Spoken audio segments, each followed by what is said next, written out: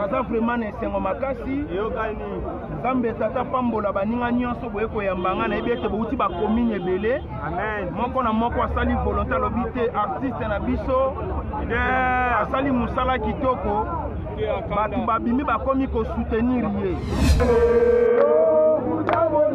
lokuta monene oyakanisaka dike ya kokwea waya. Abonnez-vous gratuitement sur votre chaîne YouTube congodialogue.com. Abonnez-vous gratuitement sur votre chaîne YouTube congodialogue.com. Il y a Congo Dialogue photo solaka congodialogue.com. Balobi yo nanga photo solo la. Soko ozali congolais ya solo et sengeli otala bobele Congo Dialogue. Donc on a awa ba émission kitoko ya émission ya culture kitoko pona mboka na biso.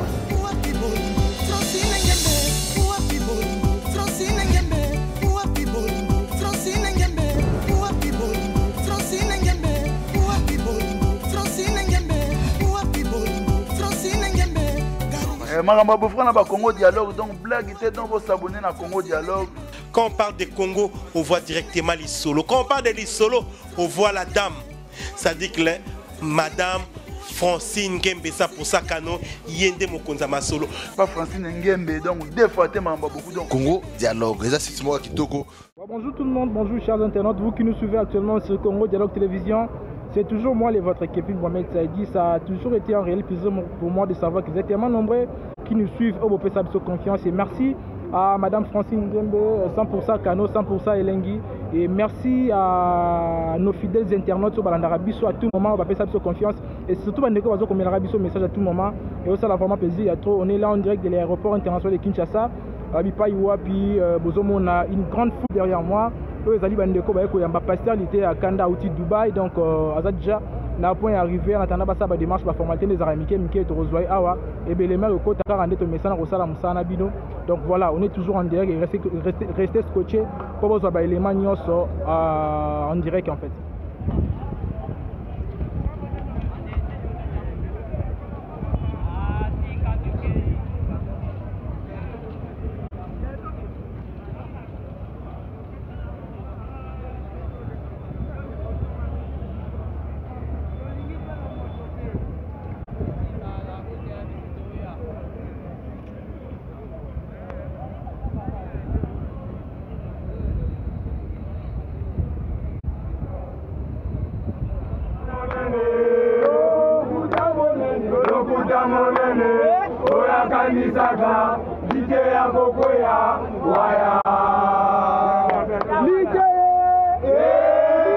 Voilà, donc vous comprenez l'ambiance qui règne ici. Donc on est à la fin, il y a pasteur, il était à Kanda. Donc voilà, on est toujours là en direct dans Congo Dialogue Télévision. Et merci à vous, fidèles internautes de l'Arabie pour votre confiance. Merci à vous. Donc on est là toujours la cadre et à Congo Dialogue Télévision. Donc il y a une grande foule. Donc on prend le caca, maquiller les amis, on prend du saut.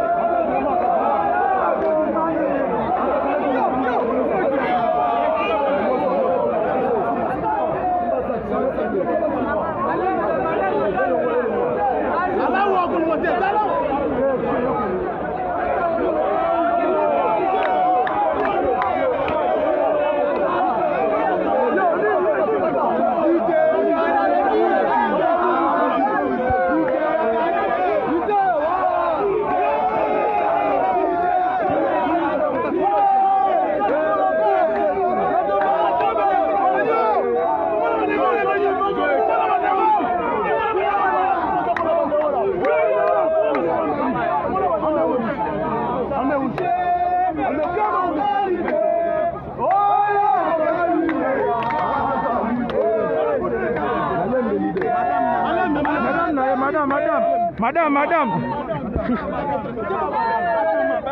Quelle madame?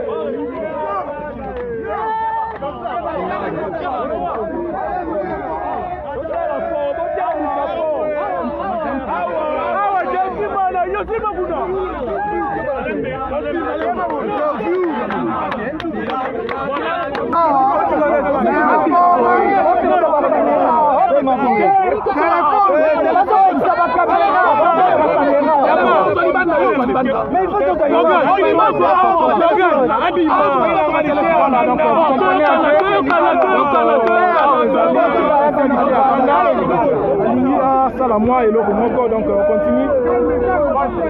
Asa pena na makasi esalinga bien anyokwa mimi nipona musala oyo nzambe siko akomi kotia loboko alors contrôler caméra na yo kopesa message contrôler caméra na yo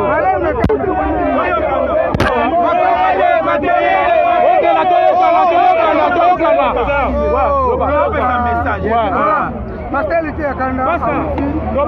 Pasteur, essayez de marcher dans la Timana. Yaya, on peut te passer, hein? C'est dans mon télévision. S'il vous plaît. Contrôlez caméra na yo, contrôlez anglais. Vous avez pas professionnel. Vite ya voyage. Déjà contre les judo le awa, contre là. La pandie, Congolais nyonso na minute la zo considérer ngai tant que leader d'opinion. Naza vraiment nesengo makasi. Nzambe tata pambola baninga nyonso boye koyambanga na ebete bouti ba commune ebele. Amen. Moko na moko asali volonté lobité artiste na biso. Asali musala kitoko. Batu babimi bakomi ko soutenir ye. Nazo remercier maman prophétesse Esther Ngalasi. Ya vanda kia lobité lité akanda zo sala musala kitoko.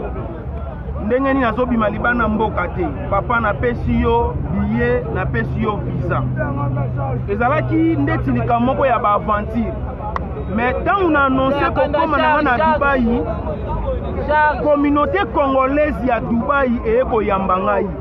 balobi boye na Dubaï balobi oza les premiers artistes parce que biso na Dubaï eza plus esika oyo tolukelaka nde mbongo tozwaka pena te ya koyamba bato te mais mosala oyo osali na confinement pendant une année ya kosekisa biso esengelaki totika misala na biso c'est-à-dire communauté congolaise nyonso bazalaka na Dubaï batikaki misala na baprésident na basecrétaire na pe secrétaire tudi bambote bazwi mpenza bango nyonso balobi tose concentre na mwana mobali ti mokolo kozonga et na mystique ya fourmi grand prêtre de prêtre moto mbongo ebele Eric Mandala ntango ayoki mpe réalité ya kanda aza na Dubaï alobi te ekoleka pamba te tokutani tosali oyo esengelaki tosala kasi topesa merci na bato bazoconsidere mosala na biso bato ebele bazoconsidere biso te bazomona biso loko eloko pamba nazo remercier lisusu ya koleka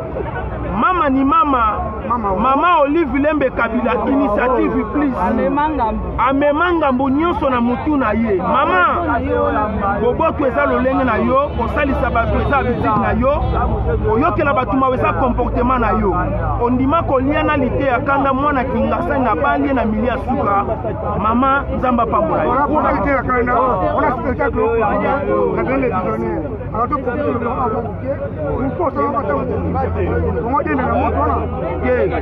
pas tellement qu'on diembela na moto wana c'est-à-dire 4e édition eza o nasalaka yango tongo midi pepo landana loba nasalaka yango chaque année parce que bato babengisanga na anniversaire na fête na bango na mariage pona kosangisa bafani na nga nyonso ezalaka très difficile yango toorganisaka chaque année 4e édition édition liti ya kanda année passée tosala ete mpona covid nde année oyo nga déjà si na proclamaki wanga avant voyage ekoya na nsima na remercier bino presse aline mpenza botika ngai te ngai mpe na kotika bino te naza na esengo makasi ntango boyoki te liti ya zoya boye koyambanga nzambe apambola presse aline nyonso apambola bino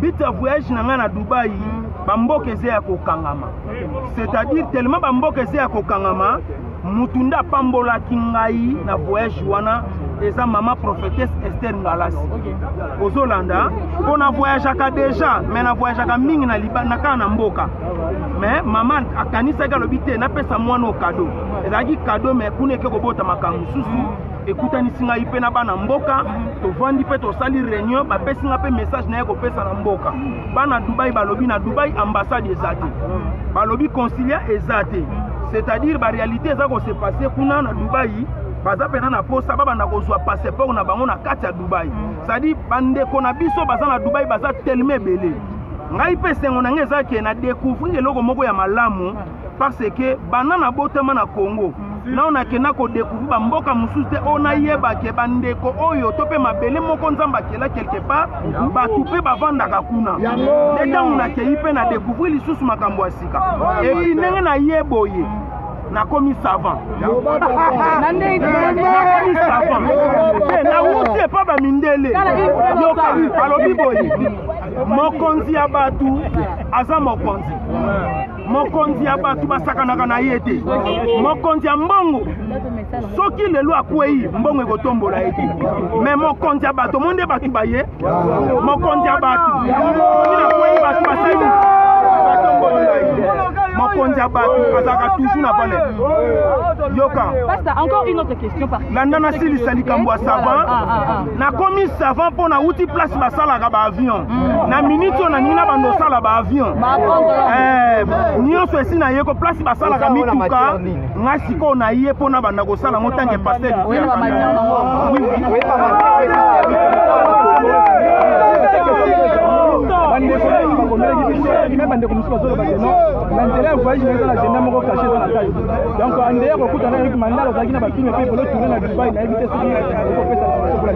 oui, effectivement, na tourné ba filmé, na tourné ba mission, na sali pena musala ebele o esengelaki na sala. OK.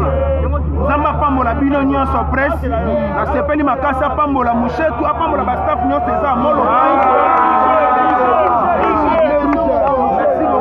Merci beaucoup. Oui, ngai nazaka bikota kota. Nakuti ba musulman baza na carême. Moyen natika na memaki chrétien na ngakuna ezate. Ngape na kotika na carême. Ça dit to vivre bongo. Bozaki na teni na bango ta. Teni na bango eza na kati ya chaque seka. Okomona mikolo boko mesana. Mais pas ça, mais la question moko. Ezala bande ko ya Église Kimbangisi. Parmi les missions salaki kuna eza eloko moko lobaki elemeke ko leze bande ko musuba. Bipona niyo ke lobaki na papa simo kimanga ta kita. Ninga lobaki ke mundele mutu mwindi ko koma lokola mundele. Échange wana ko sala. Na ebite ye papa simo kimanga mafuta nini akopakola biso. Ko biso to koma mindele. Ba mindele ba koma batu mwindo na ebite. To tika biloko wana ko créer ba biloko moko politique te pona ko ya ko bunda na ba religion pamba. Merci beaucoup. Merci beaucoup. Merci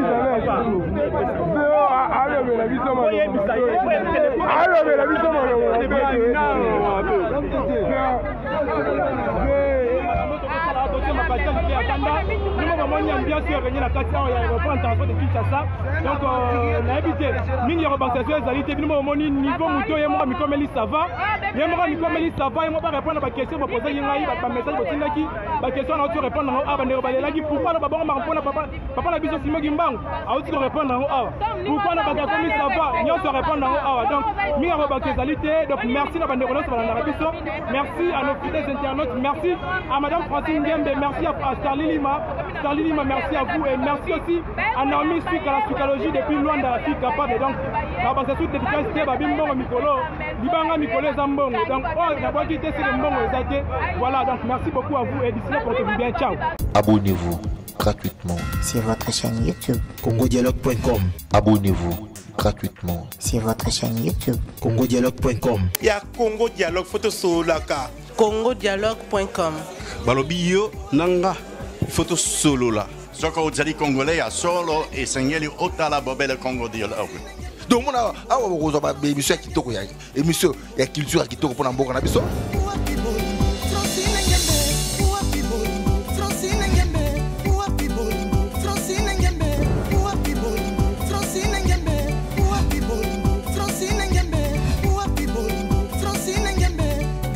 makambo bofra na ba Congo Dialogue donc blague était donc vous s'abonner na Congo Dialogue.